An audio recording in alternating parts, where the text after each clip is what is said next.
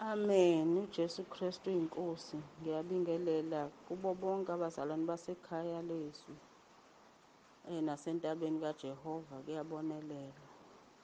Ngiyabonga kakhulu bangcwele, ngixolisa nje kade ngingene ngingazi ngoba kade ngisanda ukungena kule group ngisanda ukufaka umzalwane ngangazi ngasenda i-VN nge-weekend. Ngicela uxolo kuleyo ndawo bengingakazi. Ngibonga nami uNkulunkulu esamuhle ngentshumayelo esizitholayo kubaba uNtsibande. Ngibonga kakhulu uNkulunkulu ohamba nobaba noNtsibande nomama uNtsibande. Ngiyabonga kakhulu. Kade khona umama uNtsibande le eshumayela khona enkonzweni yomama ngangolosine le ekhuluma khona kuMathewu ekhuluma 14 chapter 14 ngithi verse 22 la ekhuluma khona ngoJesu kade hamba phezu kwamanzi bese wabiza uPetro wathi akahamba wangabaza uPetro washona ekhuluma ngokungabaza. Kungisize kakhulu ke bangcwele lokho ukuthi nami kade ngumuntu okholwayo usindisiwe kodwa kade nginako ngingabaza. Kungiqinisile kakhulu lokuthi uma singabaza hayi uNkulunkulu ngeke asenzele lokho esikufunayo. Ufuna siqiniseke thina ezwini lakhe esikholwe yilona. Bazalwane, ngizodlulisa nje ukubonga kakhulu uNkulunkulu nokuthi umyeni wami nje insindiso bemelene nayo kakhulu size kungasazwani endlini ngenxa yokuthi mina ngisindisiwe yena ukhonza kwelinye ibandla. So bengike enkonzweni bengazi ukuthi ngizobuya nje umoya wami unakele ezokhuluma izinto ezimelene nensindiso. Kodwa nje ngithe bazalwane ngoba ngingenile ekhaya leZwi khona izinto ezishintshile. Ngithe kade ngiye esontweni nje izolo ngathi ngibuya wathi nje kule next week wathembisa ukuthi uzoya enkonzweni le ngikhonza khona njalo usezoya nami bangcwele. Ngiyacela uNkulunkulu ukuthi angabe sashintsha lento ayikhulumile ngoba ngimbuzile mina ngathi uqinisile wathi ngathi angathembisa angenzi. So ngicela nje kumkhuleka ukuthi angabe sashintsha and mesefike lapha amemukela uJesu njengenkosi nomsindisi empilweni yakhe ashintshe bangcwele kuyo yonke into ade eyona notshwala lo kade kungikhathaza kakhulu kuyena utshwala. Khulekela nabantwana bami ke bangcwele nabo abaphuzayo abanye abaphuzayo babo. Jesu Kristu inkosi. Amen. Ngiyabonga kakhulu. uJesu Kristu uyinkosi. Baba, ngiyabulisa emini mfundisi Ntsibande nomama Ntsibande nomndeni wonke.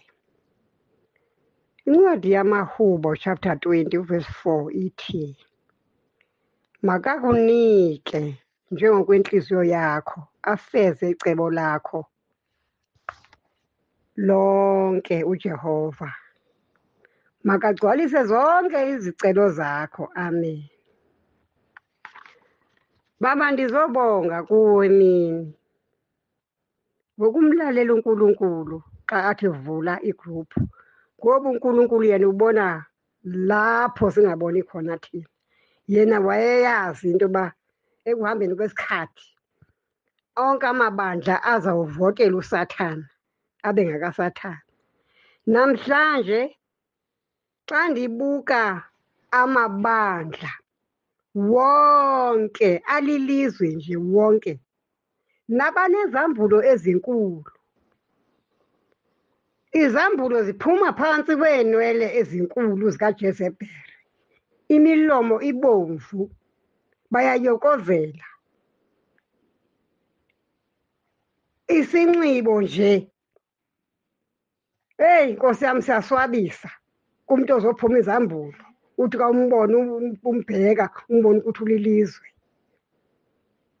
Baba, ndizokuqaphelisa nawe ukuthi uqaphele, ngoba njengoba bekwazi ukuthi wena uyabathanda abantu abathwalayo, ibandla lakho liyathwala, omama bayathwala emakhanda, bathwala iduku kodwa ngaphansi kunezinwele and ezinwele zizo-ophareyitha ebandleni.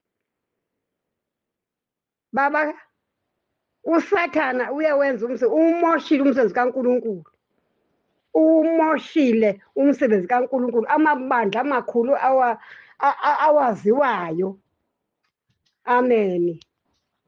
uJesu Kristu inkosi.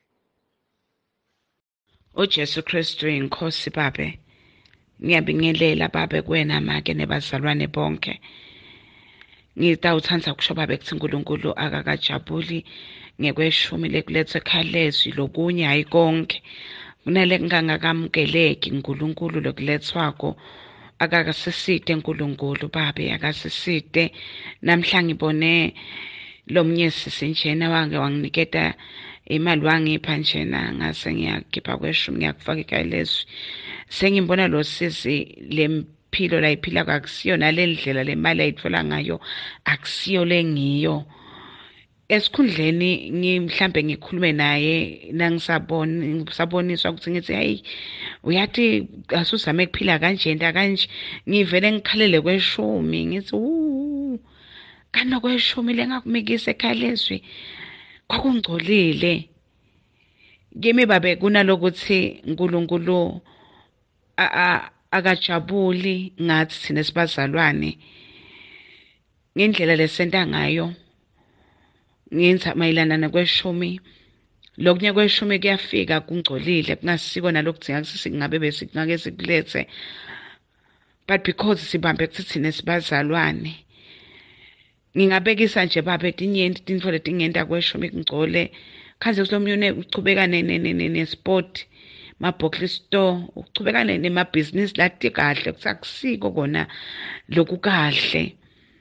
Kimi kube naloko nje babe kuthi uNkulunkulu bekanti asibonakaliso ngalo sisi kuthi sicondzisise ngendzaba yekweshumi babe ngoba angakasuloku ngikhalela yena ukuthi awusosukile uNkulunkulu but ngibe nekukhalela kweshumi ngathi babe nsibande tamele ngimtshele na indzaba naye kuthi lokweshumi kwakungasikahle. uJesu Kristu inkosi babe angisho ukuthi kwakungasikahle lokho babe kepha ngikhulumela lokuthi asesicaphelise sibazalwane simbutisise uNkulunkulu tintfo lekumele kuthi sitende ngendlela lekumele siphile nangayo sitawukhipha lokweshumi kube ngilokwamukelelekile. Jesu Kristu inkosi babe. uJesu Kristu inkosi. Ndibulisa kutata wethu utata uNtsibande nakumama nakubazalwana bonke abasekhayeni leZwi nasentabeni kaJehova kuyabonelelwa. Ndibulisa egameni likaYesu waseNazaretha, amen. Tata ndiza nobufakazi. uJesu Kristu undisebenzele kakhulu. Last week tata ndifumene i-industrial machine njengoba ndingumama othungayo. Ndifumene isipho uNkulunkulu ndenzele tata.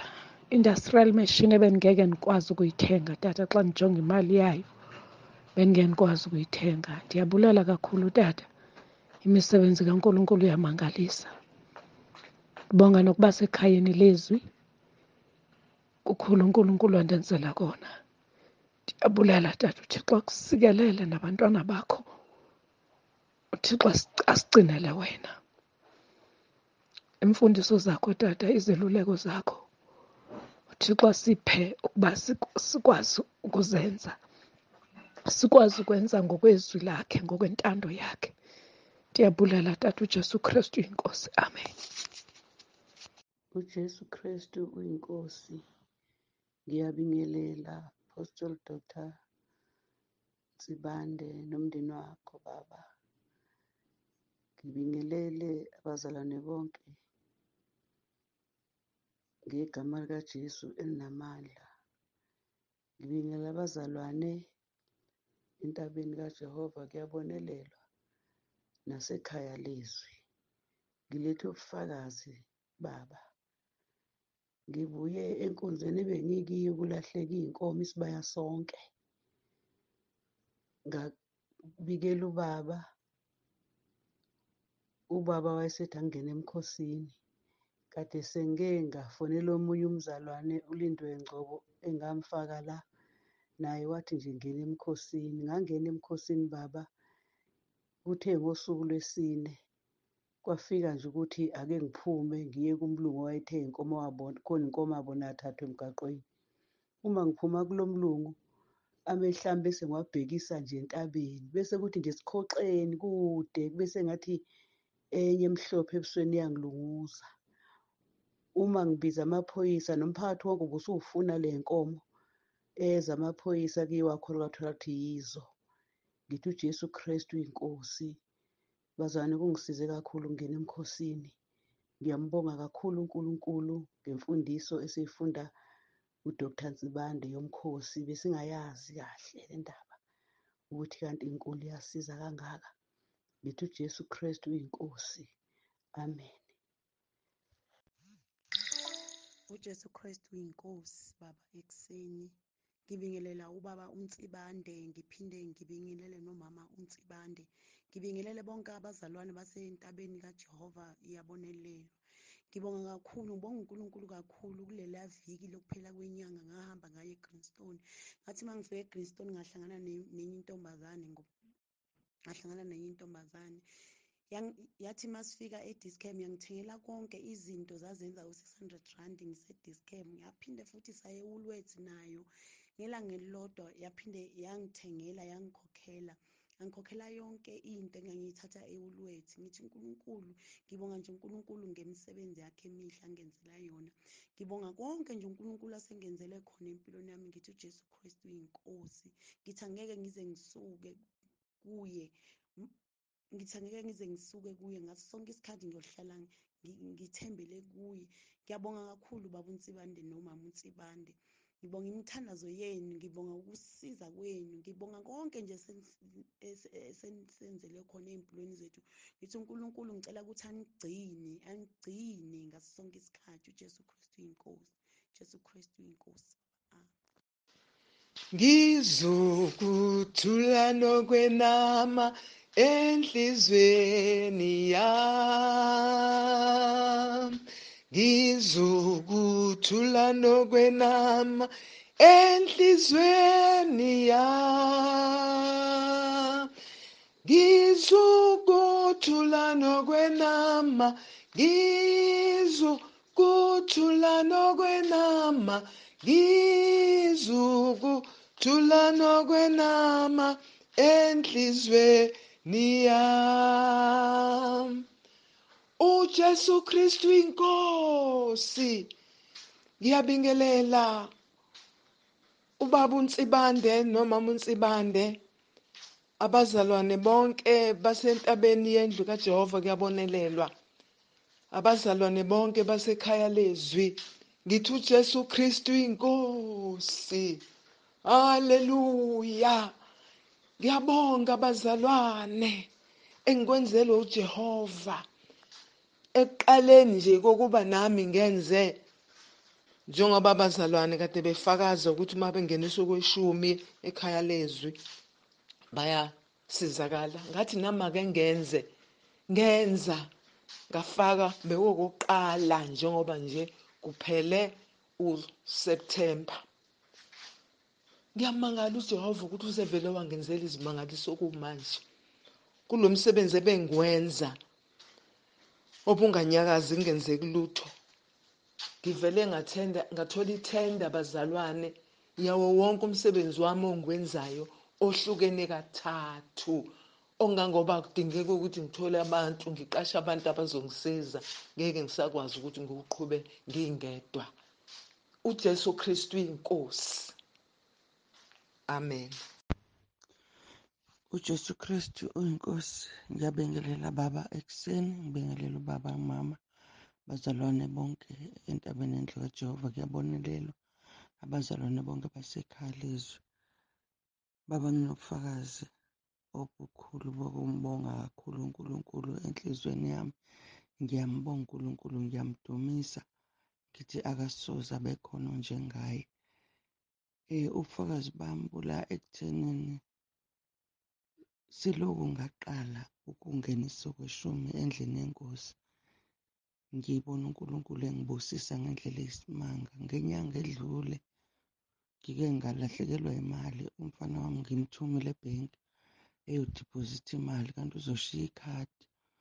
Uthe esuka nje elishiya khona emshinini, uthe esuka nje kwakhona omlandelayo wafike walithatha, wahamba walisebenzisa, wayolithepha, wathenga, wasebenzisa imali engango-500.